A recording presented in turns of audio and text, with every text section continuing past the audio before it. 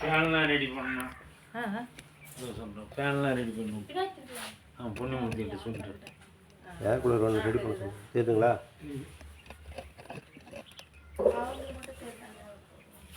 ரெண்டு பேருக்கு வச்சுக்கலாம்.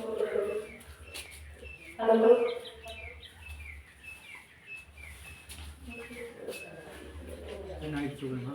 நைட்டு தூக்கணுமா? நைட்டு தூக்கி சாய்ச்சி போய் தூக்கு நைட்டு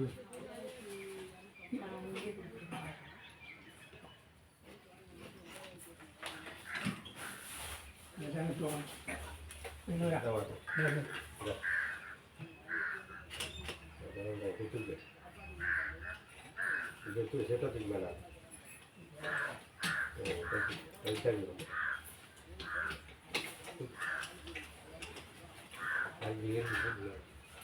ஓட்டல் போட்டு எதுமாப்பா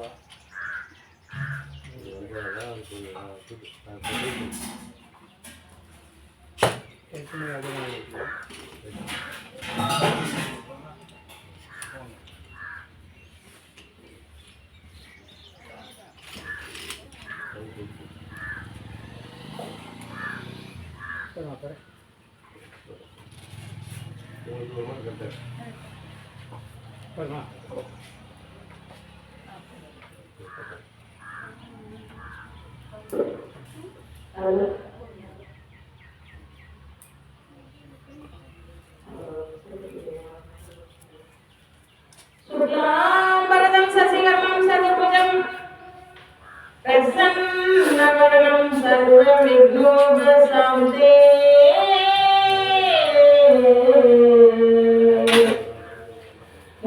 மூஷிதவாகனம் மோதக அஸ்த சாம்பர விளம்பிர புத்திர மகேஸ்வரா புத்திர பாதம் நமோதே.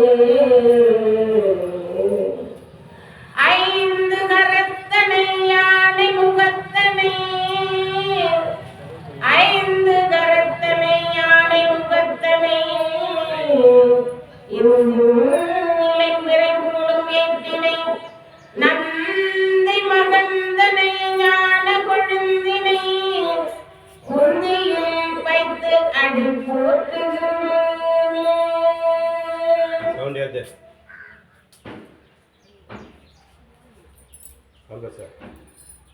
பச்சை மாமலை போர் மேனி பவளவாய் கமலச்சங்கன்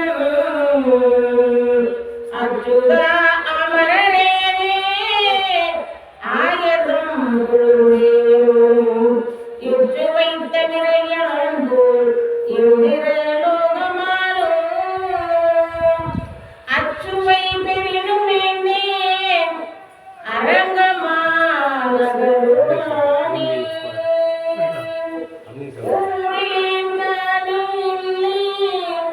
உறவு மற்றொரு பாரில் பாதமுள்ளம் பட்டினேன் பரமமூர்த்தி காரொளி பொன்னனே கண்ணனே கதறுகின்றேன் ஆருளர் கிடைக்கும் அரங்கமான கருணானே.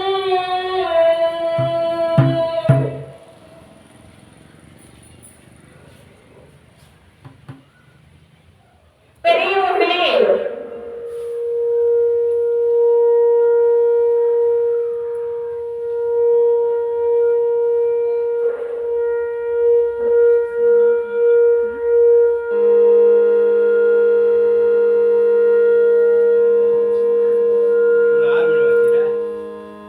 இந்த விழுப்புரம் மாவட்டம் திண்டிவனம் வட்டம் வைரபுரம் கிராமத்தில் எழுந்தருளுள்ள விநாயக பெருமானுடைய பொற்பாதங்களை வணங்கி அக்னி பிரவேசம் செய்த திரௌபதி அம்மனுடைய பொற்பாதங்களை வணங்கி அதே போன்று அடியேன் ஆசி பெற்ற திருமுருக கிருபானந்த வாரியாருடைய பொற்பாதங்களை வணங்கி நமது கிராமத்தில் உள்ள தலைவர் மனையும் வார்டு நம்பர்கள் சுய உதவிக்குழுக்கள் பெரியோர்கள் தாய்மார்கள் சகோதர சகோதரிகள் குழந்தைகள்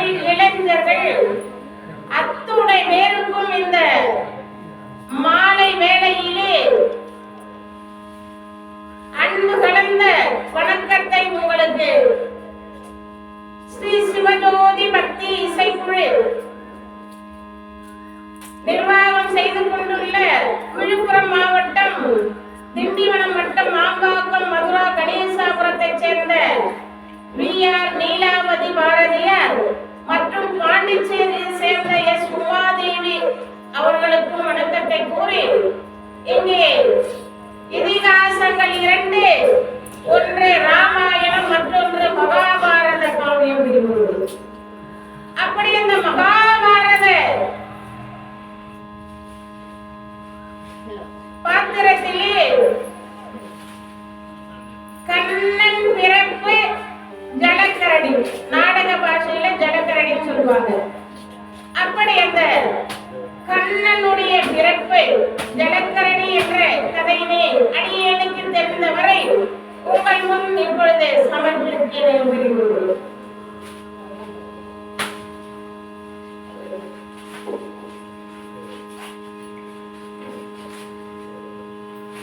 ஆத்தாலயங்கள் அபிராமிகளே, அண்டமெல்லாம் கூட்டாளே, மாதுளம்பூ நிறத்தாளே, உயிரிழந்து காத்தாளே, அறிஞரின் பாசாங்கமும் கரும்பு வில்லும் அங்கனை சேர்த்தாளே, முக்கணியை தொழுவார்கள் ஒரு தீங்கும் இல்லையே, தேவி கருமாரி அம்மனை தொழுவார்க்கும் ஒரு தீங்கும் இல்லை.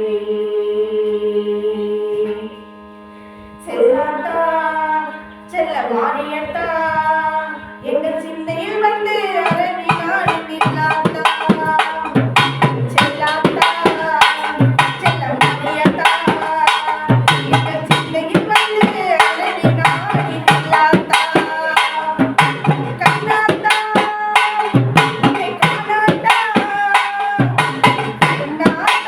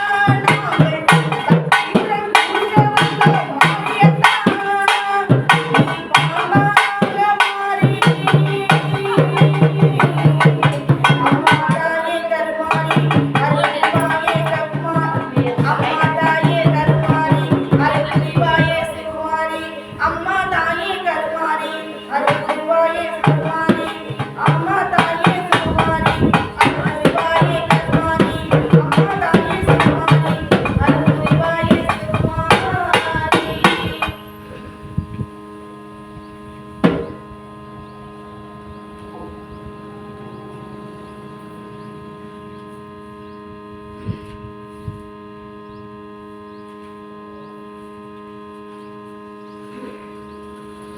முக்கோடி தேவருக்கெல்லாம் தலைவன், 48,000 ரிஷிகளுக்கு தலைவன்,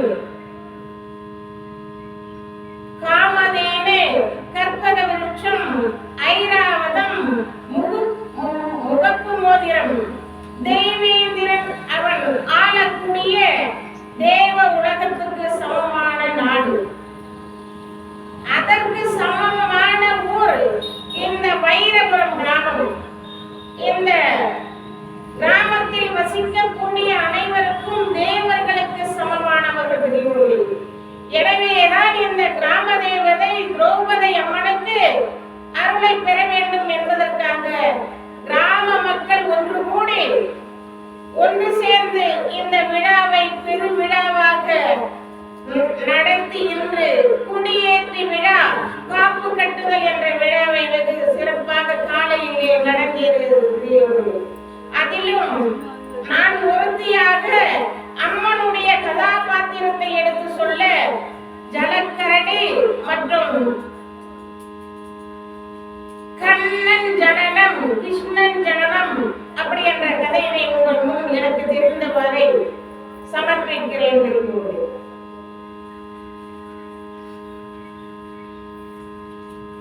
நீடாழி உலகத்து மறைநாளொடு, நீடாழி உலகத்து மறைநாளொடு நிற்கவே, நீடாழி உலகத்து மறைநாளொடு 5 என்று நிலை நிற்கவே, வாடாத தவவான் நிராசம் மாபாரதம் சொன்ன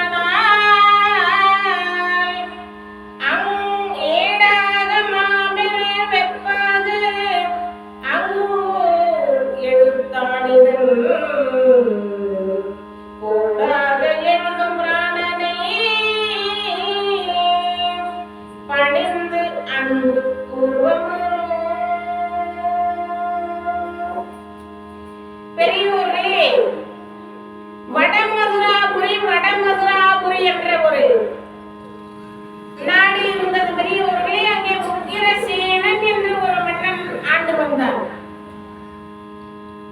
அந்த மனைவியினுடைய பெயர் உக்கிரசேனை என்று.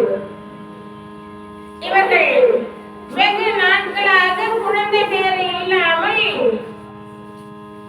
பல வருடங்கள் உருண்டோடி ஒரு ஆண் குழந்தை பிறந்தான்.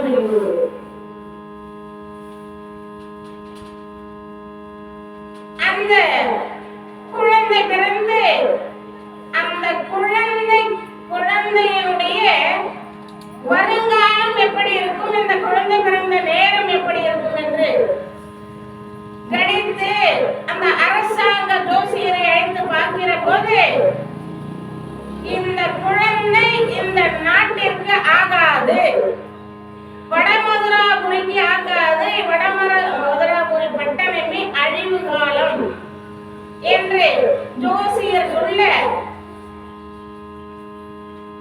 இப்போ கிடையாத ஒரு குழந்தை நமக்கு பிறக்குதுன்னா அதுக்கு ஜோசியரை வரவழைத்து இந்த குழந்தை எப்படி இருக்கும் வருங்காலத்துல பாருங்க ஜோசியரைன்னு சொல்ற போது, இந்த குழந்தையினாலே இந்த பட்டணமே அழிவு காலம் அப்படின்னு சொல்ற போது எப்படி இருக்கும், குழந்தை இல்லைன்னாலும் குழந்தை இல்லாத வீடு சுடுகாடு, அந்த உணவு சாப்பிடுவது புழுவுக்கு சமமா அந்த வீட்டுல. நான் சொல்லல, வரலாறுல இருக்கு. அப்படி பார்க்கிற போது எவ்வளோ மனது சங்கட்டமா இருக்கும் பாருங்க. அந்த உக்கிரசேனைக்கும் என்னடா அது கிடையாத ஒரு குழந்தை பிறந்திருக்கு இப்படி சொல்றார்களே என்று எப்படியாவது அவளை என்ன செய்ய முடியும் சொல்லுவாங்க பழமொழி, எவனுக்கு கொடுத்தாலும் கொடுப்பேன், யாருக்காவது என் குழந்தை கொடுக்க மாட்டேன்னு சொல்லுவாங்க பெண்கள். அப்படி அப்படி சொல்லுகிற போது எப்படியும் விடு, என்ன செய்யறது?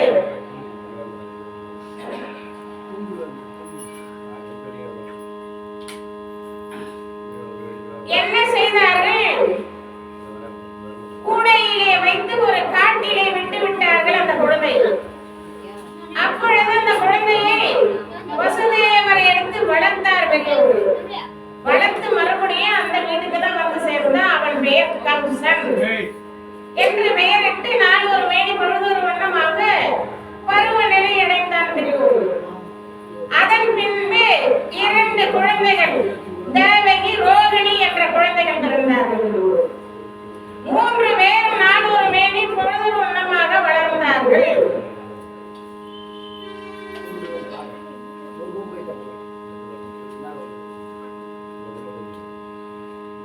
தர்மமோ நித்தியமோ, தர்மமோ நித்தியம், தர்மமோ முக்தியோ,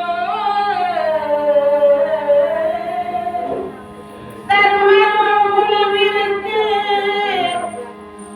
தாஷ்மிக விமனும் அர்ஜுனனும் நகுல சகாதேவனும் அருகில் இருக்கு. வரமுள்ள தேவியுனை 5 பாரியமாம் மாதுனி அருகில் இருக்க. மாதுனி ஒருவருக்கும் பாரியும் அல்லதான், மாதுனி ஒருவருக்கும் பாரியும் அல்லதான். மற்பொழுது பார்க்க வந்தார், நீ மற்பொழுது பார்க்க வந்தார். சாடுத்த பூரணில் 5 கொண்டு வந்து சபதமே முடித்த உமையே, சிங்கரே சாவல உத்தமே உந்தனின் மகிமையை சாற்றவே சாற்றவே முடியுங்க.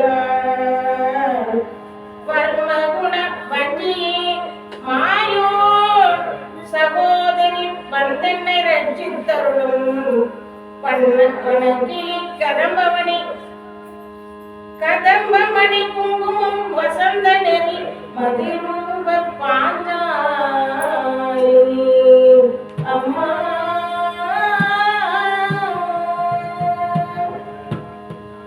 அப்படி அந்த உக்கிரசேனை, அதான் ஆண்களுக்கு வந்து வெளியே சொல்ல மாட்டாங்க. இவ்வளவு கவலையா இருந்தாலும் மனசுக்குள்ளே போட்டுடுவாங்க. பெண்கள் வந்து அவர்களுக்கு சாபம் இட்டது. அது கடைசியிலே 17 கர்ணபர்வம் என்ற கதையிலே வரும் தெரியுங்களே. ஏன் பெண்களுக்கு அந்த ரகசியம் மனசுல நிக்கல அப்படின்ற ஒரு கருத்தை அப்ப பார்க்கலாம். அப்படி அவன் 400 மேனி பொழுதொரு வண்ணமாக வளர்ந்து வருகிற போது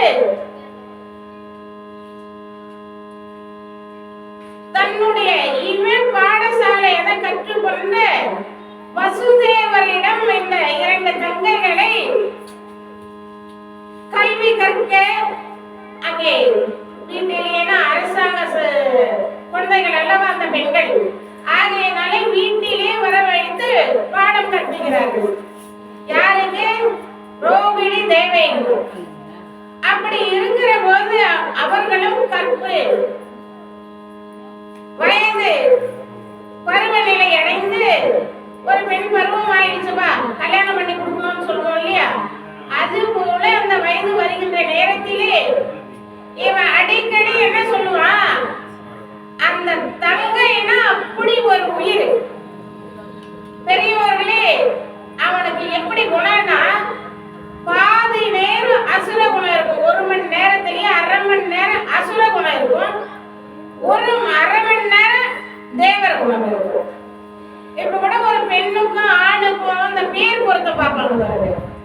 அதுல என்ன சொல்லுவாங்க, தேவகுணம் வந்தா அவங்கள மாதிரி ஒத்துமே யாரும் இருக்குது. ஆனா பெண்ணுக்கு தேவகுணம், ஆணுக்கு அசுரகுணம் இருந்தா அது குடும்பம் ஒத்துமையா இருக்க மாட்டாங்கன்னு சொல்லுவாங்க. பேர் பொருத்தம் இல்லப்பா அப்படின்னு சொல்றது 3 பொருத்தம் வந்தாதான் கரெக்டா இருக்கும் அப்படின்னு சொல்லுவாங்க இல்லையா. அந்த மாதிரி இவன் அசுரகுல இனத்தை சேர்ந்தது பின்னாடி கதை முடியும் நேரத்துல கதை விட்டு அவன் யாரு என்றது அப்படி அந்த அசுரகுல எவன் தான் சொல்லல அவனை. அப்படி இருக்கிற நேரத்திலே தேவகி ரோகிணி நீங்கள் இருவரும் ஒருவரை தான் திருமணம் செய்து கொள்ள வேண்டும், ஒரு ஆணை தான் திருமணம் அடிக்கடி சொல்லுவாங்க. அப்படி ஒரு தங்கை என அப்படி ஒரு ஆசை. பெரியவர்களே முதல்ல யாருக்கு உரிமை கொடுப்பாங்க? தாய் மாமனுக்கு தான் உரிமை கொடுப்பாங்க. அப்படி அந்த தேவகியானவள் முதலிலே கர்ப்பம் விட்டு இருக்கார்கள்.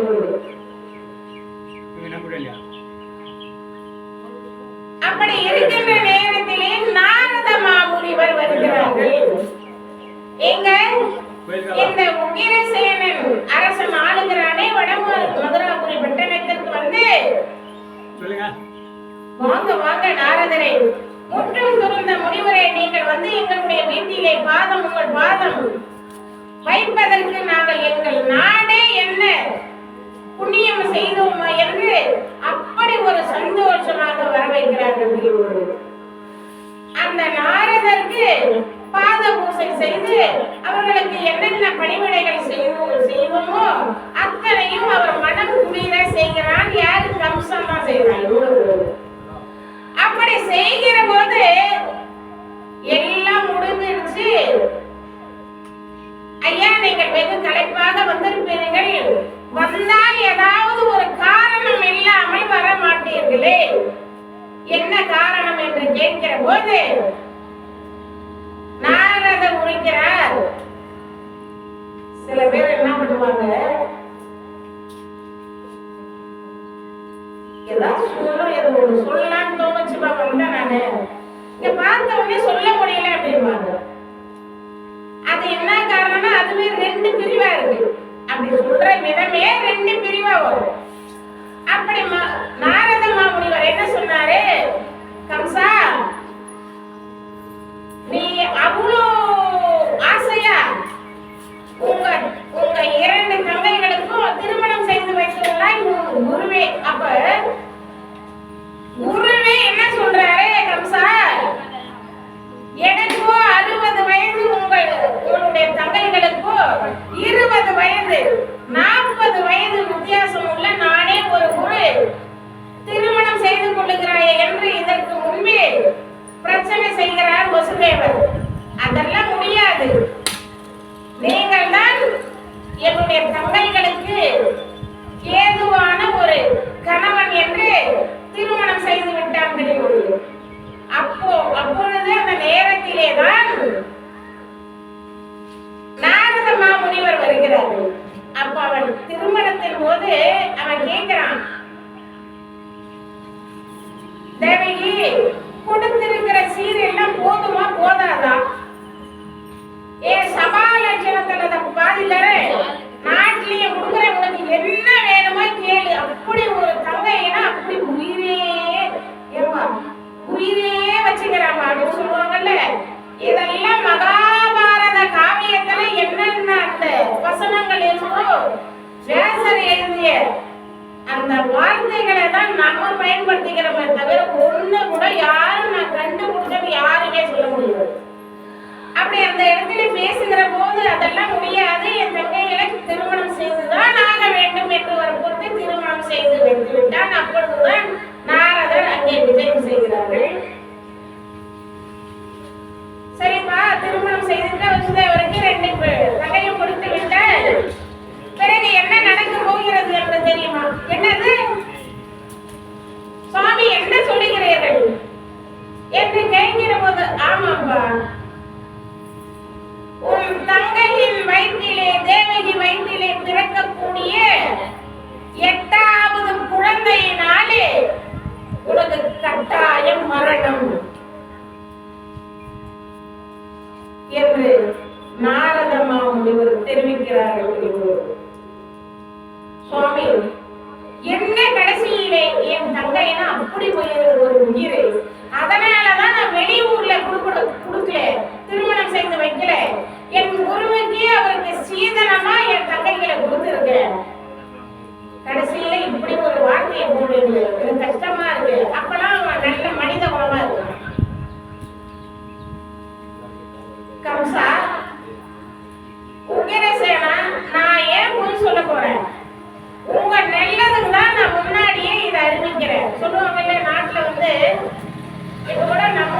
ஊர்ல கூட எந்த விழா கூட முன்னாடியே ஒரு கூட்டம் ஒண்ணு போட்டுருப்பீங்க, அதுதான் அறிவிக்கிறது. இது எல்லாமே மகாபாரத காவியத்தில இருந்து கண்டுபிடிச்சுதான் நம்ம பண்ணிட்டு இருக்கோமே தவிர ஒன்னும் கூட புதுசா யாரும் கண்டுபிடிக்கல. அறிக்கை வெளியே கொடுப்பா அப்படின்னு சொல்றாங்களே அரசாங்கத்துல கூட, அதேதான் எல்லாமே. அப்படி அந்த இடத்திலே மனித குணமாக பேசுகிறான் பெரியவர்கள். சரி, இதுக்கு என்ன உபாயம் என்று அவன் நல்ல ஒரு குணமா இருக்கிற வரைக்கும் அதை கேட்கலாம். என்ன செய்யலாம் அப்படின்னு கேட்கல. கேட்டு இருந்தா அதுக்கு ஒரு பரிகாரமோ ஏதோ சொல்லியிருப்பாரு. நாரதர் எதுவுமே கேட்கல.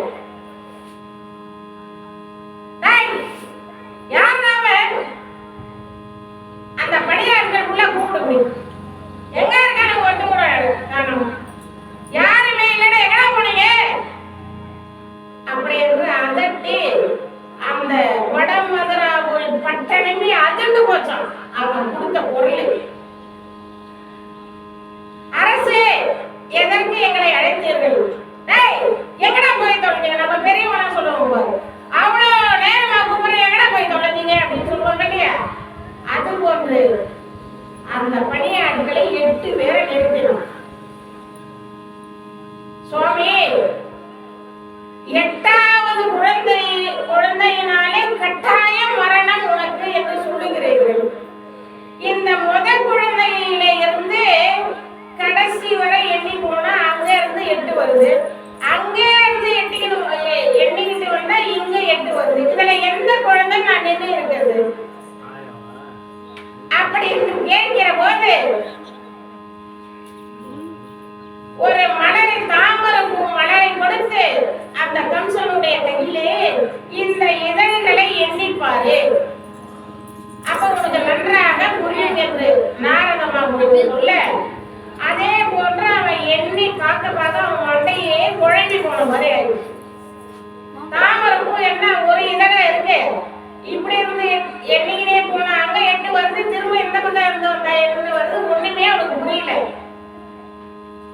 சரிப்பா, நான் வந்தேன், என் வந்த வேலை முடிஞ்சிருச்சு. 8வது குழந்தையினாலே உன்னுடைய தங்கை தேவகி வயிற்றிலே பிறக்கின்ற குழந்தை, 8வது குழந்தையினாலே உனக்கு கட்டாயம் மரணம் என்று சொல்லிவிட்டு நாரதமா நான் வந்த வேலை முடிஞ்சு வரேன் சொல்லிவிட்டு போய்விட்டார்.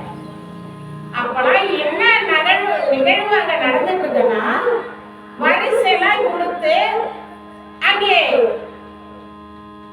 வசுதேவர் ஊருக்கு அனுப்பலான்ற ஐடியாவை அப்படியே அங்க வச்ச வருஷம்லாம் இருக்கு. ரதம் ரெடி பண்ணிட்டு இருக்கான். ரெடி பண்ணி இதெல்லாம் கேட்டுக்கினா அப்பெல்லாம் அவனுக்கு கோவம் வரல. இது எல்லாத்தையும் ஏத்திக்கிட்டு அப்ப என்ன பண்றான், ரதம் யாரும் வேலையாட்கள்லாம் ஓட்டக்கூடாது.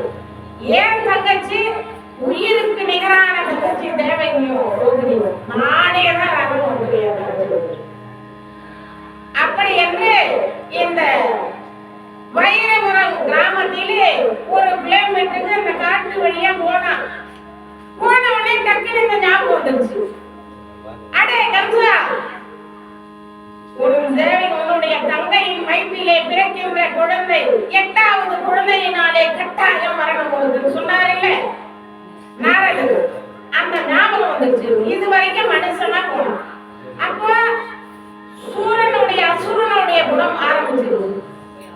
உடனே இறங்கணும் அந்த ரதத்தை விட்டு. ஏய் தேவகி, கீழே இறங்கணும். அண்ணா என்ன அடியெல்லாம் பேசுறீங்க? ஏய் இறங்கவே இல்லையா? அடே வசுதேவ இறங்கினாங்க. அடி ரோகிணி இறங்கினீங்க. என்ன ஆச்சு? என்ன பேசுறானே தெரியும். அப்படி பேசுகிற போது மேலே ஒரு கருடன் வட்டமிட்டது தெரியும். கருடன்னா இந்த நல்ல கருடம் சாமி எல்லாம் இப்ப திரௌபதம்மா கோயில் திண்டிவனத்துல இன்னைக்கும் அந்த அக்னி வசந்தம் அன்னைக்கு தீர்த்தபுரத்துல தீர்த்தம் கொண்டு வருவாங்க. அந்த கருடன் வட்டமிட்டாதான் தீர்த்தமே இங்க கோயிலாண்ட போகும்ல. அந்த கருடல்ல கழுகு வட்டம் எழுதுகிறது தெரியும். அந்த கழுகு என்ன சொல்லுகிறது, அதுவும் சொல்லுதான், அடே கம்சா, இப்பொழுது தேரிலே கொண்டு போறையே உன்னுடைய ரதத்திலே உன் தங்கை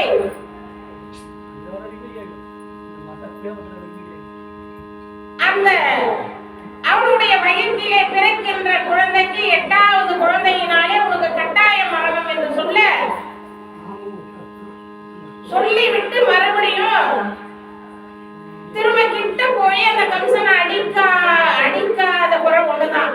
அப்படியே ஒரு அடி அடிச்சுட்டு இடையே ஓடுது கம்சா என் பின்னாடி பின்புறமாக. அப்படி என்று பின்னாடியே சென்றால் ஒரு குகை காட்டினிலே அந்த கழுகு மாறினது பெரியோர்களே அசுர இனத்தை சேர்ந்தவன் போல உருவம் இருக்கிறது. அடே கம்சா, நீ யார் தெரியுமா? என்னுடைய மகன் தான். அந்த உக்கிரசேனனை பல யுகங்களாக அவனை அழிக்க வேண்டும் என்று நினைத்தேன். ஆனால் அழிக்க முடியவில்லை. என் அசுரகுல இனம் என்னுடைய மகன் தான். நீ வாரிசு. நீ இப்படியெல்லாம் செய்து அந்த நாட்டை அழித்து விட வேண்டும். ஆகையாலே அங்கு உன்னை பிறக்க வைத்துவிடு என்று அந்த கழுகு உருவமாக வந்த அசுரன் அந்த கம்சனுடைய தகப்பன் சொல்ல அதை கேட்டு இன்னும் அதிக உபரமாக ஆனான். அங்கே என்ன செய்தான்? பின்பு மறுபடியும் கொஞ்சம்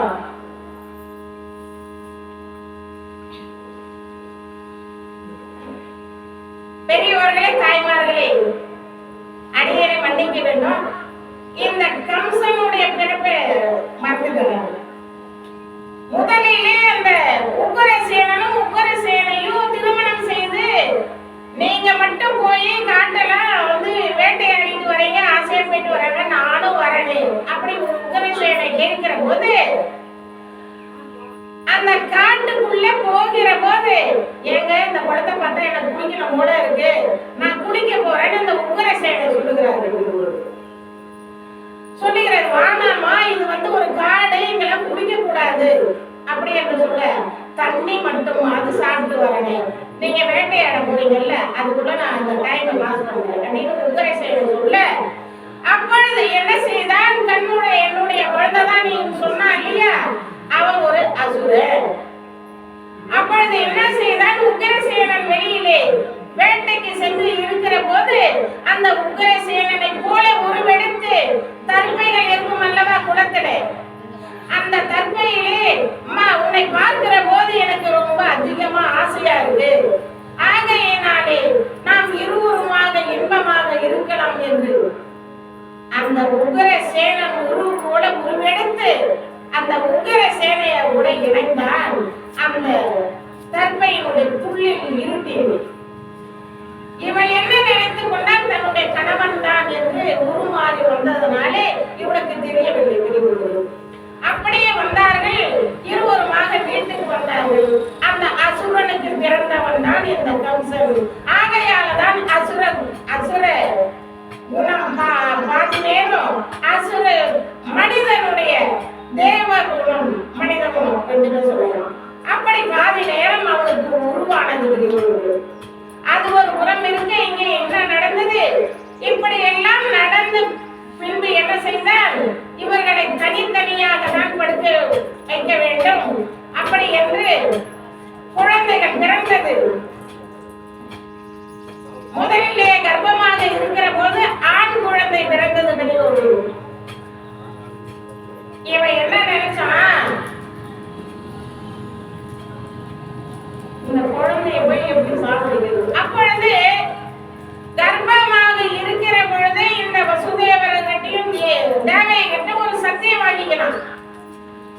இப்படி நாரதர் சொன்னார், அசரீர் வாக்கும் எனக்கு சொல்லியது, ஆகையினாலே உங்களுக்கு பிறக்கின்ற குழந்தைகளை ஒன்று கூட ஒரு மணி நேரம் கூட வச்சிருக்க கூடாது. பிறந்த உடனே அரண்மனைக்கு வந்துவிட வேண்டும், மாக்களை அனுப்பேன், இல்லை நான் வருவேன், கொடுத்து அனுப்பிவிட வேண்டும் என்று இருவரிடமே சத்தியம் வாங்கி கொண்டான். வசுதேவர் என்ன செய்ய முடியும்? அவன் மாணவன், இவர் குரு, இருந்தாலும் கூட வேற வழி இல்லை. அப்படி சத்தியம் செய்து கொடுத்ததினாலே முதலிலே பிரசவம் ஆன உடனே குவா குவான் என்று ஒரு குரல் கேட்டது. பெரியவர்களே, அடுத்த நொடியே தேவகி அந்த ஒரு பெண்ணுக்கு பிரசவம் ஆனால் அந்த 32 எலும்புகளும் 32 உடம்பு, அது பாவம் பெத்தவங்களுக்கு அந்த பெண்களுக்கு ஒரு சின்ன நரம்பு கூட வலி இல்லாம இருக்காது. பெற்ற குழந்தை அந்த மயக்கத்திலே தேவகி படுத்து இருக்கிற பொழுது அப்படியே அந்த குழந்தை அவளுக்கு தெரியாமல் மாறி, ஏன்னா சத்தியம் பண்ணியிருக்காரு வசுதேவர், கொண்டு போய் என்ன செய்தாரு, அந்த கம்சனுடைய அறையிலே கொண்டு போய் கொடுத்தார்கள். குழந்தைய விட்டு பார்த்தா அவனுக்கு சாவடிக்க மனசு வரல. அப்படியே 6 ஆண் குழந்தைகள், பெரியவர்களே 6 ஆண் குழந்தைகளும் ஓடி ஆடி விளையாடி கொண்டிருக்கிறது, வளர்ந்து கொண்டிருக்கிறது.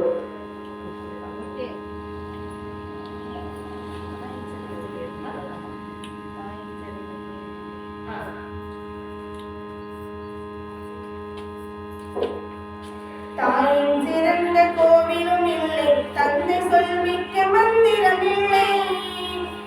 தாயின் சிறந்த கோவிலும் இல்லை, தந்தை சொல்மிக்க மந்திரம் இல்லை. 1000 உறவில் பெருமைகள் இல்லை, அன்னை தந்தையே அன்பின் எல்லை.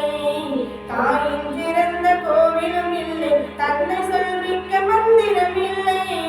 1000 உறவில் பெருமைகள் இல்லை, அன்னை தந்தையே அன்பின் எல்லை. தன்னலமற்றது தாயின் நெஞ்சம், தாய்மை நிறைந்தது கடவுளின் நெஞ்சம். தன்னலமற்றது தாயின் நெஞ்சம், தாய்மை நிறைந்தது கடவுள் நெஞ்சம். மண்ணுயிர் காப்பவர் மாங்கல் தெய்வம், மண்ணுயிர் காப்பவர் மாங்கல் தெய்வம். அன்னை பிதாவும் உன்னை தெய்வம். தாயின் சிறந்த கோயிலும் இல்லை, தன்னை சொல்மிக்க மந்திரம் இல்லை.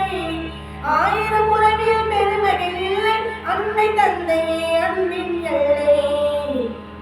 பொறுமையில் சிறந்த பூமியும் உண்டு, பூமியை மிஞ்சும் தாய் மனம் உண்டு. பொறுமையில் சிறந்த பூமியும் உண்டு, பூமியை மிஞ்சும் தாய் மனம் உண்டு. கோவில் ஒன்றும் குடும்பத்தில் ஒன்றும், கோவில் ஒன்றும் குடும்பத்தில் ஒன்றும், கருணையில் தாயும் கடவுளும் ஒன்று. தாயின் சிறந்த கோவிலும் இல்லை, தந்தை சொல்லிய மந்திரம் இல்லை. 1000 உறவில் பெருமைகள் இல்லை, அன்னை தந்தையே அன்பின் எல்லை. தாயின் சிறந்த கோவிலும் இல்லை, தந்தை சொல்மிக்க மந்திரம் இல்லை. சதாரமண கோவிந்தா கோவிந்தா, ஆஞ்சநேய வரத கோவிந்தா கோவிந்தா. அரஹர நம பார்வதி பதகே, அரஹர மகாதேவா. அப்படி மறுபடியும் இந்த நாரதமா முனிவர் அங்கே உதயமானார்கள். என்ன செய்தார் கம்சா, இவ்வளோ சந்தோஷமா குழந்தைகளோட 6 குழந்தைகளோட வளர்ந்து விளையாடி கொண்டு இருக்கிற, நான் என்ன சொல்லிட்டு போன உனக்கு, உன்னுடைய தங்கையின் வயிற்றிலே பிறக்கக்கூடிய 8வது குழந்தையினாலே கட்டாயம் மரணம் என்று தெரிவித்தேன் அல்லவா? இந்த குழந்தைகளை இவ்வளவு ஆசையாக விளையாடி கொண்டு இருக்கிறாயே என்று ஒரு மறந்து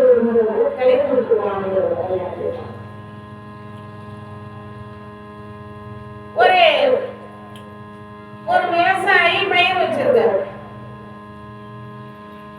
நல்ல மழை பெய்ஞ்சிருக்கன்னு வச்சுக்கோங்களேன். அந்த நிலத்துல பயிர் வச்சிருக்கும் போது பில்லுன்னு சொல்ல போடல. அந்த நிலத்துல கால் பாகமா பயிர் வச்சு மீதெல்லாம் வெறும் பில்லா இருக்கு. என்ன கந்தசாமி, 3 முறை பொம்பளையும் கூட்டு களை எடுத்தம்பா. அப்போ இந்த களை அந்த பிள்ளை வந்து கலைன்னு சொல்லுவாங்க இல்லையா, அந்த களை எடுக்கிறது. அப்படி சொல்ற போது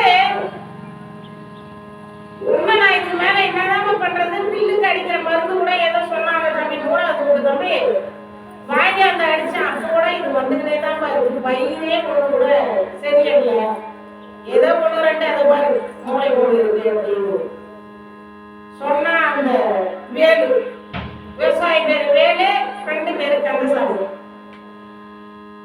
சரி என்ன, நான் உனக்கு ஐடியா சொல்றேன்.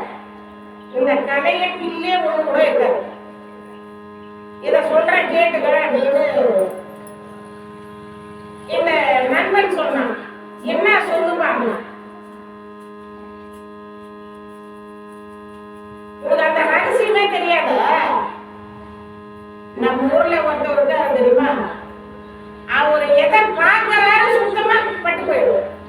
அதனால அவர் கூட்ட வந்து காமிச்சுன்னா அந்த பயிர் ஒண்ணு கூட இருக்காது, களை ஒண்ணு கூட இருக்காது, பில்லுலாம் எல்லாம் செத்து போயிடும். அதனால அது மாதிரி எப்படியாவது நான் கைகளை சுத்தி காமிச்சுன்னா ஒரு பில்லு கூட இருக்காது அப்படின்னு சொன்னாங்க. சரி தம்பி, நீ சொல்லி இது வரைக்கும் நான் எதுவும் கேட்காம இருந்திருக்கிறோம். ஆகையால நான் அதே போல அந்த மாறி பண்ண கூட்டு வரேன் போய் அப்படின்னு சொல்லிட்டு இந்த விவசாயி போடுவோம். என்ன தம்பி இவ்வளவு தூரம் 3 தெருவு தாண்டி வந்திருக்கேன், ரொம்ப நாள் ஆச்சு இந்த பக்கம் வந்து அப்படின்னு கேட்டாரு. ஒரு நல்ல உள்ள படைச்சவர். ஆமாண்ணா உன்னை பார்க்கலாம் தான் வந்தேன், பயிர் வச்சுக்கிறேன் தம்பி. அட என்ன ஏதுன்னு பார்க்கறது இல்லையா? நம்ம எல்லாம் பேசி எவ்வளவு நாள் ஆகுது, வேலை வேலை நீயும் போற நானும் போறேன், வெயில்லாம் தாண்டி போச்சுன்னா வாய நம்ம டைமில போய் வரலாம். அதுக்கு என்ன தம்பி, இன்னொருத்தர் கூட கூப்பிட்டாரு என்ன, என் வீடு கட்டிக்கிற முத நீ வந்து பார்த்தீங்கன்னா அருமையா இருக்கும், ஆகையால நான் ஒரு நாளைக்கு வந்து கூப்பிட்டு போறேன்னு சொல்லியிருக்காரு அந்த தம்பி. அட எனக்கு டைம் இல்லைப்பா, எவ்வளவு பேர் இந்த மாதிரி கூப்பிடுறீங்க, நாங்க எத்தனை இடத்துல தான் போறது, நேரமே இல்லை. சரி அப்படியே ஒரு லிஸ்ட் போட்டு வச்சுக்கிறேன், சரி இன்னைக்கு காலியாகிறேன் நான் வரேன் அப்படின்னு சொல்லலாம். அந்த ஒரு நல்ல உள்ளம் இருக்கு. சரி என்ன மதியம் ஆயிடுச்சு, வெயில்ல ஒண்ணு இதை வாங்க போறேன். என்ன விவசாயம் நிலத்துக்கு கூட்டு போனேன், வேணா நான் பார்த்து வேணேன். அண்ணா பக்கத்து ரயில்ல வர திட்டு போன காலையில வச்சிருக்காரு, நம்ம வரக்கு மேலே போனேன். அப்படியே அந்த கையில சுத்தி சுத்தி முன்னாடியும் அந்த நல்ல உள்ள படிச்சவங்க பின்னாடியும் அப்படியே சுத்தி பார்த்துக்கிட்டே வந்தாங்க. கடைசியில வந்தான் கிணத்துக்கிட்ட அந்த கழனி நல்லா செழிமா இருக்கு, பில்லும் அவங்களுக்கு எதுவும் தெரியல.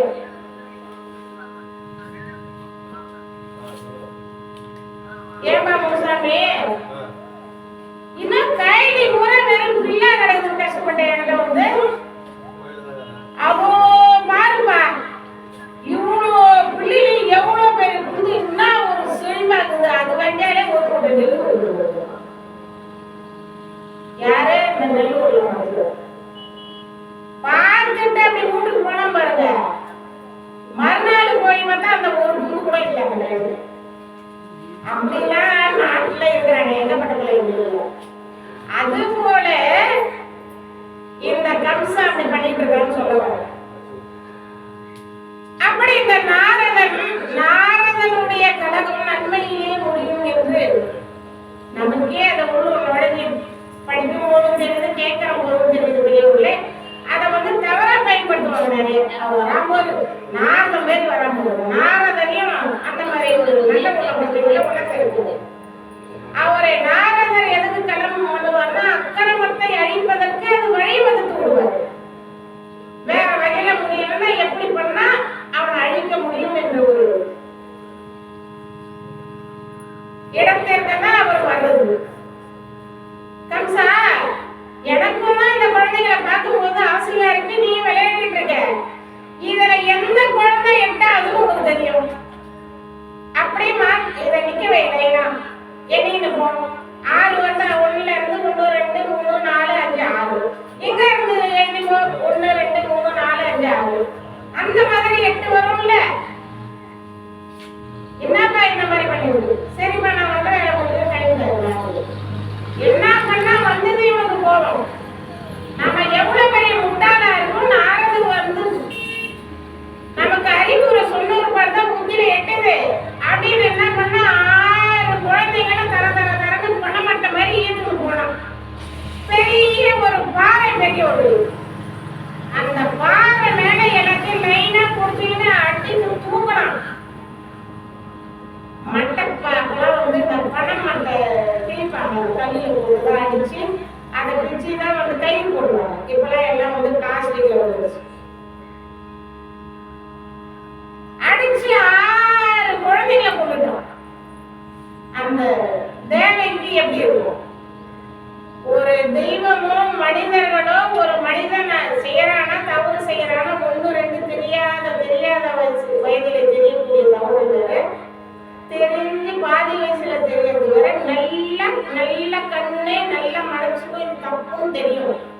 தெரிஞ்சே தவறு பண்றான்னா அவன் வேணும்னு பண்றான். நானா இருந்தாலும் கூட மற்றவங்களா இருந்தாலும் கருத்து தெரியாதவங்க செய்கிற தவறுகளை மன்னிப்பு. ஏன்னா தெரியாத வயசு தான். ஏதோ வயசு கூட இது பண்ண நல்லா தெளிவா இருக்கிற போது பண்ற தப்பு மன்னிக்கவே முடியாது. தெய்வம் எவ்வளவு பொறுமையா இருக்கும் அவ்வளவுதான் இருக்கும். அப்படி அந்த நேரத்திலே மறுபடியும் 7வது குழந்தையை கர்ப்பமாக இருக்கிறாள் பெரியவர்கள்.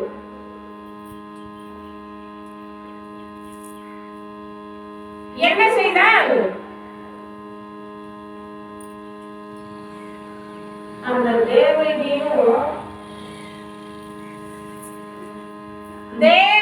4 மாத கர்ப்பிணி. அங்கே ரோகிணி ஆயர்பாடிக்கு சென்று விட்டார் பெரியவர்களே. அவளும் 4 மாத கர்ப்பிணியாக இருக்கிறார்கள். இருவரும் 4 மாதம் இருக்கிறார்கள். 6 மாதம் ஆயிடும். அப்பொழுது என்ன செய்தார்கள்? கர்ப்பம் கலைந்து விட்டது. இதை நினைச்சு 6 குழந்தைகள் அந்த படுபாவை கொண்டு விட்டானே. அலை கடலும் துரும்பை போல ஆனதே, ஆனந்த வாழ்வு பறி போனதே. அலை கடலும் துரும்பை போல ஆனதே, ஆனந்த வாழ்வு பறி போனதே. இறைவா இருக்கின்றாய உலகினிலே, இறைவா இருக்கின்றாய உலகினிலே, இருந்தால் வருவாயு நேரினிலே. இறைவா இருக்கின்றாய உலகினிலே, நீ இருந்தால் வருவாயு நேரினிலே. அலைக்கடலும் துரும்பை போல ஆனதே, ஆனந்த வாழ்வு பறி போனதே. இறைவா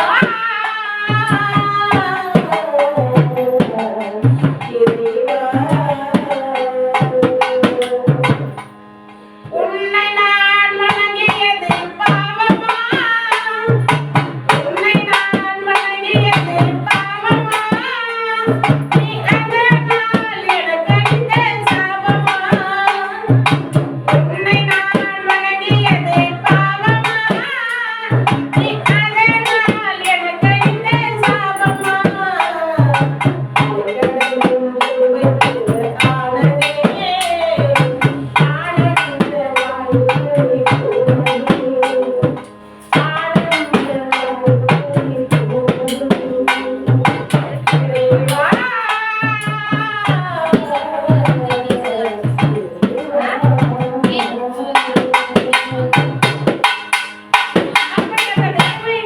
ஒரு பெண்ணுக்கு ஒரு குழந்தை 10 மாதம் சுமந்து அந்த குழந்தையை பெற்றெடுப்பது எவ்வளவு பெரிய விஷயம். அது 6 குழந்தைகளை பெற்று ஒரு பொண்ணுட்டானா எவ்வளவு கஷ்டமா இருக்கும் மனசுக்கு. அப்படி பகவானை நினைத்து மன வருத்தத்தோடு இருக்கிற போது அந்த 6 மாதம் அந்த பூமிக்கே பொறுக்காம 6 மாத கர்ப்பம் தானா கலைந்து விட்டது.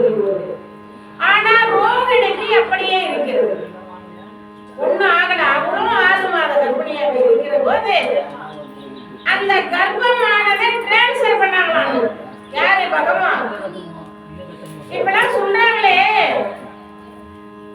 கம்ப்யூட்டர் கண்டுபிடிச்சிருக்கேன், கர்ப்பம் கலைஞ்சா அதை அந்த சொல்றது கர்ப்பத்திலேயே என்ன சொல்றது எக்ஸ்ரே எடுத்து பார்த்து பாப்பாவுக்கு வந்து பொண்ணா பையனா செக் பண்ணி டாக்டர் எல்லாம் சொல்றாங்க இல்லையா. இதெல்லாம் டாக்டர் கண்டுபிடிக்கல, அரசாங்கம் கண்டுபிடிக்கல. அந்த மகாபாரதத்திலேயே வந்திருக்கு பாருங்க. அந்த காவியத்துல என்ன நடந்ததோ அதெல்லாம் நம்ம ஆளுக்கு படிக்கிறோம். புதுசா நான் கண்டுபிடிச்சேன்னா ஒத்துக்கவே மாட்டேன். யாரு ஒன்னால கேளுங்க, நான் அதை வந்து அந்த வரலாறுல இருக்கிறத அதை முறையா நான் சொல்றேன். அப்படி அந்த இடத்திலே பகவான் டிரான்ஸ்ஃபர் பண்ணாரா. யாரு? ரோகிணியுடைய இந்த 6 மாதம் அந்த 6 மாதம் 12 மாதம் ஆனது. யாருக்கு? ரோகிணி. 7வது குழந்தை கர்ப்பம் கலைந்து விட்டதுக்கு வெளியில போய் சொல்லி விட்டாங்க. கர்ப்பம் சந்தோஷம் கம்சம் சந்தோஷம் அடைந்தாங்க. அப்பொழுது என்ன செய்தார்? அடா அடா அடா அடா, இந்த 7வது பொருளை சந்தோஷமா கொள்ளலாம் அந்த பாறையிலே வந்தா கலந்து கொடுத்தா சரி அப்படின்னு நினைச்சுக்கிறாங்க. ஆயர்காடி மாளிகையில் தாய்மடியின் கண்ணினை போல் மாய கண்ணன் தோன்றுகின்றான் தாயேவோ. ஆயர்காடி மாளிகையில் தாய்மடியின் கண்ணினை போல் மாய கண்ணன் தோன்றுகின்றான் தாயேவோ. அவன் வாயிலே மண்டை கொண்டு மண்டலத்தை காட்டிய ஓய்வெடுத்து தூங்குகிறான் தாயேவோ. ஓய்வெடுத்து தூங்குகிறான் தாயேவோ. ஆயர்காடி மாளிகையில் தாய்மடியின் கண்ணினை போல் மாய கண்ணன் தோன்றுகின்றான் தாயேவோ. இந்திரிட்ட கோவிலில் கண்ணத்திலே கண்ணமிட்டு கண்ணனை போல் லீலை செய்தான் தாயேவோ. இந்திரிட்ட கோவிலில் கண்ணத்திலே கண்ணமிட்டு கண்ணனை போல் லீலை செய்தான் தாயேவோ. அந்த மந்திரத்தில் உருவானது மயக்கத்திலே இவன் உறங்க மண்டலமே உணர்ந்தவாரோ. மண்டலமே உணர்ந்தவாரோ. ஆயர்காடி மாளிகையில் தாய்மடியின் கண்ணினை போல் மாய கண்ணன் தோன்றுகின்றான் தாயேவோ. நாகப்பழம் மீதில் அவன் நர்த்தனங்கள் ஆடியது நாகமெல்லாம் கேட்டுக் கொண்டான் தாயேவோ. நாகப்பழம் மீதில் அவள் நர்த்தனங்கள் ஆடியது நாகமெல்லாம் கேட்டுக் கொண்டான் தாயேவோ. அவன் யோக நிலை கூட ஒரு யோக நிலை போலிருக்கும் யாரதனை தூங்கவிட்டான் தாயாரோ. யாரதனை தூங்கவிட்டாயாரோ. ஆயர்காடி மாளிகையில் தாய்மடியின் கண்ணினை போல் மாய கண்ணன் தோன்றுகின்றான் தாயேவோ. ராதாரமண கோவிந்தா கோவிந்தா, ஆஞ்சநேய வரத கோவிந்தா கோவிந்தா. அப்படியே ஒரு 5 நிமிஷம் இந்த கற்பனையில எண்ணி பாருங்க. உயிரே போற மாதிரி இருக்குன்னு சொல்லுவாங்க. எப்படிதான் உனக்கு மனசு வந்தது தெரியல.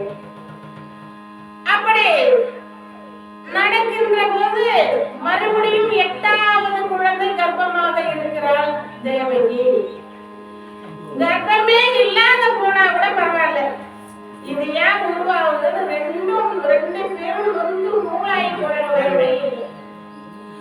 அப்பொழுது என்ன செய்தான் பெரியவர்களே? கண்ணாடி அப்படியே வந்து ஊசி கூட நுழையாது. இவங்களை வந்து ஒரு சிறையில அடைச்ச மாதிரி அடைச்சிடும். இவங்க இருந்தாதான் வந்து பாப்பா போறதா எப்படியாவது தப்பிச்சிருவாங்க, எப்படியாவது வெளியே விட்டுருவாங்க அப்படின்னு சப்ஜெயிலு எல்லாம் சொல்றாங்களே. தப்பு பண்ணா சப்ஜெயிலுன்னு ஒண்ணு இருக்குன்னு அந்த கம்சன் செஞ்சா பாருங்க. அதை பார்த்துதான் சப்ஜெயிலுன்னு நம்ம ஆளுக்கு கண்டுபிடிச்சிருவோம். அவன் காட்டின வழிதான். மூச்சு விட்டா கூட வெளியே காத்து போவானா அப்படி ஒரு அறைய தயார் பண்ணி. ஆனா என்ன செய்தா 2 பேரும் தனித்தனி அறையை தான் விட்டுருக்கான். ஒன்னா இருந்தா தானே பாப்பா போடுவோம். அப்படி என்று அது பகவானுடைய லீலை. 2 பேரும் என்ன சொல்றாங்க? அப்படி ஒரு கஷ்டப்படுறாங்க. நம்ம என்ன பாவம் செய்தோம் சுவாமி? நான் உன் மாணவியாக வந்தேன், பாடம் கற்பித்தீர்கள், ஆனால் எனக்கு இந்த நிலையா? என் அண்ணன் ஏன் இப்படி செய்யறான்? அப்படி ஒரு உயிரா இருப்பான். வேற எங்க கொடுத்தா, வேற இடத்துல திருமணம் செய்து கொடுத்தால் பார்க்க முடியாது தங்கைகளை என்று எங்களை இருவரும் ஒருவரே கல்யாணம் செய்து கொண்டும் திருமணம் செய்து கொள்ள வேண்டும் என்று வற்புறுத்தி அவ்வளவு ஆசையோடு நீங்கள் குருவாகிய உங்களுக்கு கொடுத்து எங்களை இப்படியெல்லாம் சித்திரவதை செய்கிறானே சுவாமி, இதை விட இறந்து போவதே மேல். அப்படி என்று கண்ண பரமாத்மாவை இருவரும் வேண்டினார்கள் பெரியோர்கள். பகவானே மௌனம் ஏனோ இவை யாவும் நீதிதானோ பகவானே மௌனம் ஏனோ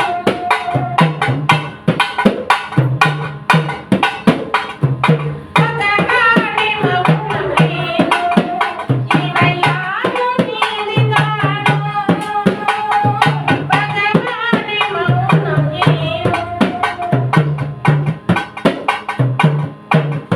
திருப்பதி மலை மேல் அமர்ந்தார் திருப்பதி மலை மேல் அமர்ந்தார் நீ சீனிவாசனாயானார் திருப்பதி மலை மேல் அமர்ந்தார் நீ சீனிவாசனாயானார்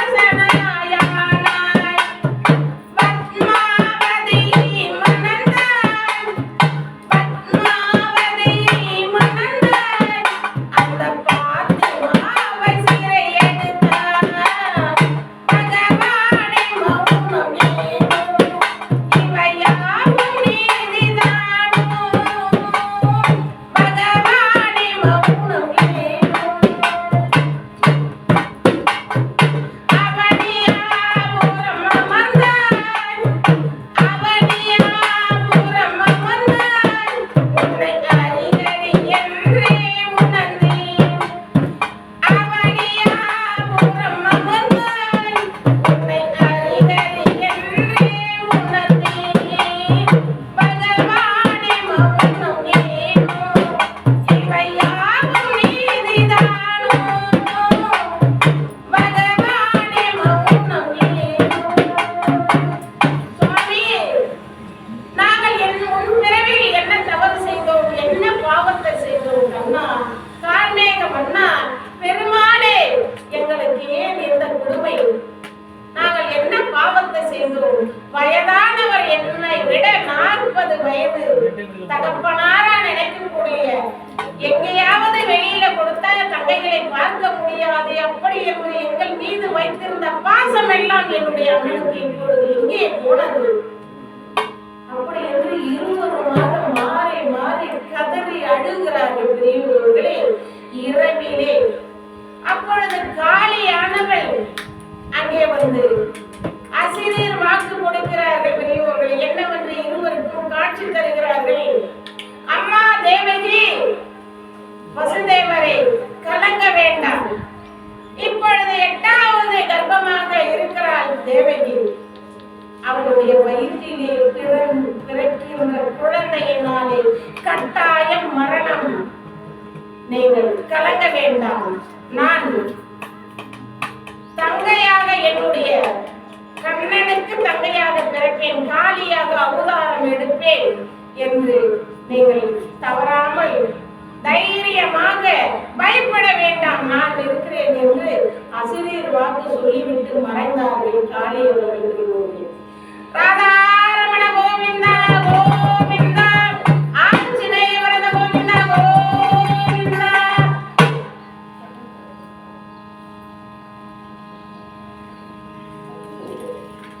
நம்பினார் விடுவதில்லை 4 மறை தீர்ப்பு நல்லவர்க்கும் ஏழையர்க்கும் ஆண்டவனே காப்பு பசிக்கு விருந்தாவான் நோய்க்கு மருந்தாவான் பரந்தாமன் சன்னதிக்கு வாராய் நெஞ்சே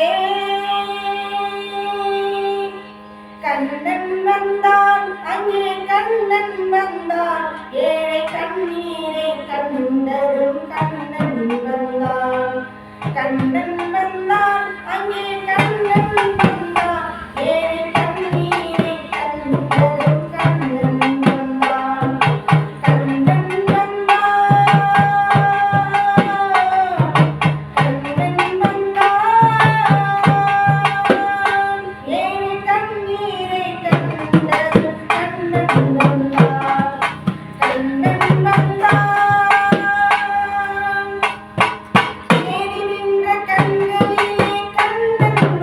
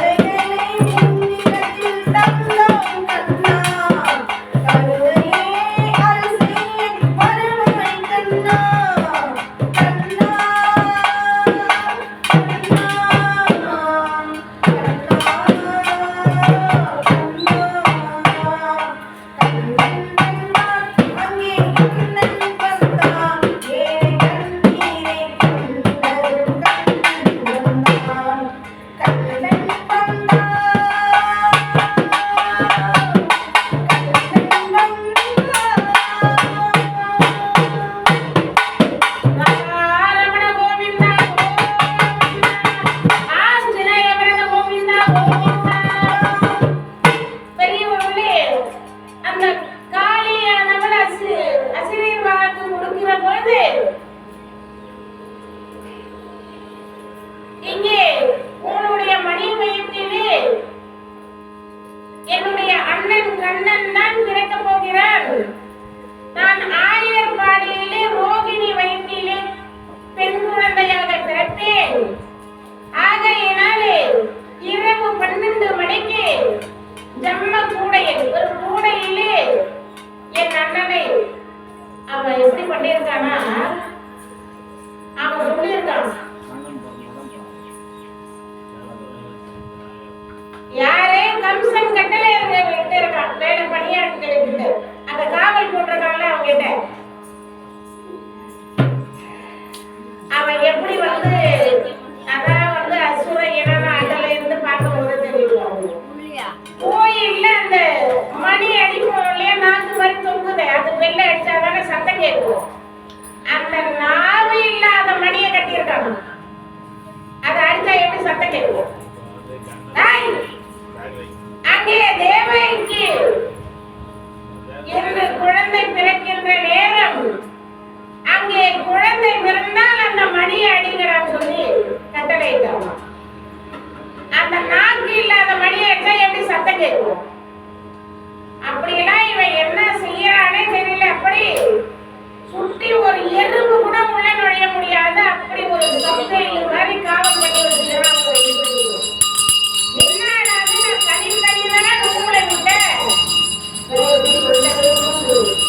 எப்படி உருவாக்கு அதெல்லாம் வந்து பயங்கரமா பேசணும். இருந்தாலும் கூட பகவானுடைய லீலை என்று எல்லாருக்கும் தெரியும். அந்த இடத்திலே அப்பொழுது அந்த அசிரி வாக்கு என்ன சொல்கிறது? வசுதேவரே, தேவகியே,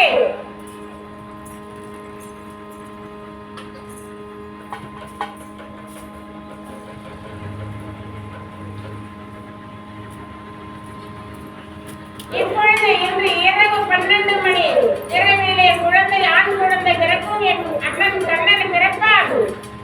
ஒரு கூடையிலே அந்த குழந்தை வைத்து ஆயர்பாடியிலே ரோகிணிக்கு பெண் குழந்தையாக நான் பிறப்பேன். அந்த ரோகிணி பக்கத்திலே அந்த குழந்தையை வைத்து விட்டு அந்த பெண் குழந்தையை இங்க கொண்டு வந்து சேர்த்து விடு. அம்மா, நீங்கள் இப்படி உபாயம் சொல்லுகிறீர்கள், ஆனாலும் கூட எங்களை சக்கையில் மாதிரி போட்டு வச்சுக்கிறானே, விளங்கிட்டு வச்சுக்கிறான கையில சங்கிலியால கட்டி வச்சிருக்கானே, நான் எப்படி போறது? காவலாளில எல்லாம் ரிவால் வச்சுட்டு உட்காந்துக்கிறாங்க. இப்ப சக்கையில திருடனெல்லாம் அடைச்சு அந்த ரிவால் வச்சுக்கிட்டு உட்காந்துக்கிறாங்களா இல்லையா? இதெல்லாம் அரசாங்கம் யாரும் இந்த கம்சனை மகாபாரத காவியத்துல என்னென்ன நிகழ்வுகள் வியாச பெருமான் எழுதியிருக்காரோ அதுதான் நம்மளும் பண்ணியிருக்கோம், அரசாங்கம். அப்படி ஒரு காவல் இருக்கிறாங்க. அப்படியே வந்து குழந்தை பிறந்தது. பெரியவர்களே, ஆண் குழந்தை பிறந்தா அழுவாது, பெண் குழந்தை பிறந்தா ஊரே ஒன்னாய்கள் 10 விட்டு கேட்கும். அந்த பொண்ணு பிறந்தது இது எப்படி வந்ததுன்னு கேளுங்க. தேவகிரி வயிற்றிலே ஆண் குழந்தை பிறக்கிற போது ஒரு சின்ன சத்தம் வரும். ஏன்னா அந்த பகவான் பிறக்கிறாரு. அந்த பகவான் வந்து குரலிட்டா கம்சனுக்கு காதல போதும். அவன் விட்டாலும் நாக்கில்லாத ஒரு பெரிய மரியாதை எல்லாம் சொல்ல கேட்கணும். இது எல்லாம் இவர் பண்ண நீடதான் மூளையை மாற்றிட்டாரு. அப்படி அந்த நேரத்திலே அசிரியர் வாக்கு வந்து நமக்கு தெரிவித்தது என்று வசுதேவர் என்ன செய்தார்? மூங்கிலாலே பின்னின கூடையிலே அவருடைய தோல் மீது இருந்த அங்கவஸ்திரத்தை அந்த கூடையிலே போட்டு அந்த குழந்தை இருக்கிறோம் பாருங்க. அப்படி ஒரு அப்படியே கிள்ளி தில்லமில்லாம அவங்களுக்கு இந்த குழந்தைய நம்ம படிப்போம் என்ன ஆகுதுன்னு சும்மா கொஞ்ச நேரம் அந்த தேவன் கிட்ட காமிச்சுட்டு நமக்கு அசிரியர் வாக்கு கொடுத்தாங்கல்ல, அம்மன் வந்து சொன்னார்களே, அப்படியே செய்கிறேன் தேவதி, நம் குழந்தையை நான் காப்பாற்றி விடுகிறேன் என்று அந்த கூடையிலே படுக்க வைத்து தலை மீது தூக்கி கொண்டு நாராயணா நாராயணா கோவிந்தா நாராயணா நாராயணா என்று அவர் கூக்குரல் என்று ஒருத்தரும் கேட்கல. ஆனா அவ்வளோ சத்தம் ஊரார தவிர யாரு காதலிக்கும் இல்லை. அப்படியே ஒரு அடியை எடுத்து வைத்த உடனே இவர்கள் கூட்டி இருந்த அந்த கதவு பூட்டு எல்லாம் தானா திறக்குதான். அந்த சங்கிலியால கட்டி வச்சிருக்கிறது கதவு எல்லாமே வழிவிட்டதாம். ஆதிசேஷன் குடை பிடிக்கிறான் அந்த குழந்தைக்கு பிறந்திருக்கிறவர் அந்த குழந்தை. அப்படியே ஆற்றினிலே யமுனா ஆற்றங்கரை வழியே செல்லுகிற போது ஆத்துல எப்படி ஒரு மனுஷன் கூடையில குழந்தை எப்படி போக முடியும்? அந்த ஆறு தானாக தண்ணி ஆனது வழி விடுகிறதாம். அந்த வசுதேவர் ஆனவர் அங்கே ரோகிணி பெண் குழந்தை பிறந்திருக்கிறது. பெரியவர்களே, முதலிலே ஆண் குழந்தை பிறந்தது, அதுதான் பலராமன். பெண் குழந்தை பிறந்திருக்கிறது. பெரியவர்களே, அந்த இடத்திலே அவள் மயக்கம் கொண்டு இருக்கிற நேரத்திலே இந்த ஆண் குழந்தையை பக்கத்திலே படுக்க வைத்துவிட்டு அந்த பெண் குழந்தை இந்த கூடையிலே படுக்க வைக்கும் குழந்தையை கடத்தி அப்படியே கொண்டு வந்து அந்த இடத்துல வரலாம். அப்படியே அப்படின்னு சொல்லுவாங்கல்ல பெண்கள். அது போன்ற அந்த குழந்தையை கொண்டு வந்து இங்கே தேவகியினுடைய பக்கத்திலே படுக்க வைத்து விட்டு ஒன்றுமே தெரியாது போல வசுதேவர் இருக்கிறார். அப்பொழுது திரும்ப அதெல்லாம் லாக் ஆயிடுச்சு. திறந்த வழி விட்டது இல்லையா அந்த கதவுகள் எல்லோருமே. இந்த குழந்தை என்ன பண்ணுது? எப்படி சொல்றது? குழந்தைக்கு அழுவல அந்த மாதிரி ஒரே சத்தம். அந்த அரண்மனையே எடுத்து போனா அவ்வளோ சவுண்டு கேட்குது. அந்த குழந்தை எங்கடா இருக்கிறீங்க? யாருமே காணுமே, எங்கடா இருக்கிறீங்க? குழந்தை பிறந்துச்சு தேவைக்கு எடுங்க அப்படின்னு ஒரே ஆட்டம் போடுறான். அடி யார் அடி மாயக்காரி அது போல காவல் மீறி, அடி யார் அடி மாயக்காரி அது போல காவல் மீறி பூமியை மாயா தேவர்களை கொண்டால் ஆடு பெண். அடி யார் அடி மாயக்காரின்னு அந்த குழந்தை திட்டம். அடி யார் அடி மாயக்காரி அது போல காவல் மீறி பூமியை மாயா சுடுவேன் இந்த தேவர்களை கொண்டால் ஆடுவேன். அடி யார் அடி மாயக்காரி அப்படின்னா யாரு? கம்சன் வந்து சொல்லிக்கிட்டு வர்றடே எங்கடா கையில ஒட்டு கூட எல்லாம் தூங்கி துணப்பத்து மாதிரி கிடக்குறாங்க அப்படிலாம் சொல்ல ஒரு துணப்பத்து அப்படின்வாங்க. அவன் சொக்கிக்கிட்டு கிடக்குறான். டேய் என்னடா பண்றீங்க? காவல் வச்ச குழந்தை பிறந்ததுக்கு ஒரு அரை மணி நேரமா நான் கேட்டுக்கு நீங்க வர என்னடா செய்யறீங்க? ஒட்டுமனை ஐயா அரசே நான் இப்பதான் வண்டியே கண்ணா சேர்ந்துக்கிறேன் எல்லாம் முடிச்சு இருந்தாங்க. உடனே போனான். இவன் வந்து உள்ள நுழைஞ்சி அட்டகாசம் பண்றதுக்குள்ள நாமெல்லாம் மரியாதை கொடுத்தவர்கள் நல்லதுன்னு இவங்கதான் தைரியப்படுத்திட்டாங்களே.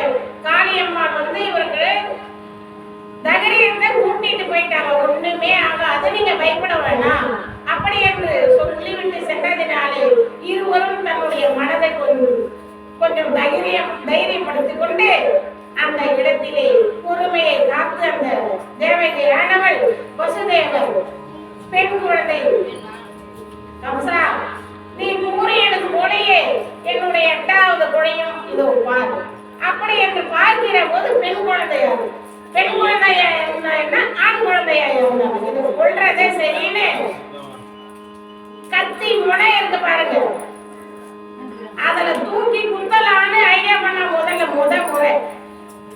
அப்புறம் என்ன யோசிக்கிறான்? அந்த கத்தியால குத்தணும் நமக்கு பாவம் அப்படி என்று யோசித்தான் பெரியவர்களே. என்ன செய்தான்? இந்த 2 கால்களையும் நம் வட்டப்பாறையில அடிச்சா போற அந்த இடத்துக்கு போனோம். அந்த 6 குழந்தைகளையும் சாகடித்தான் அல்லவா? அந்த இடத்திற்கு கொண்டு போனான் பெரியவர்களே. நின்றான். காவலாளிகளும் இருந்தார்கள். உடனே என்ன செய்தான்? கத்தியை மேலே நிறுத்து கொண்டு நாம குத்தனா பாவம் இப்படி செஞ்சா பாவம் இல்லைன்னு அந்த குழந்தை பெண் குழந்தையை 2 கால்களையும் பிடித்து மேலே போடுற போது கத்தியால தானா வந்து செத்து போடுறோம். நம்ம குத்த கூடாது.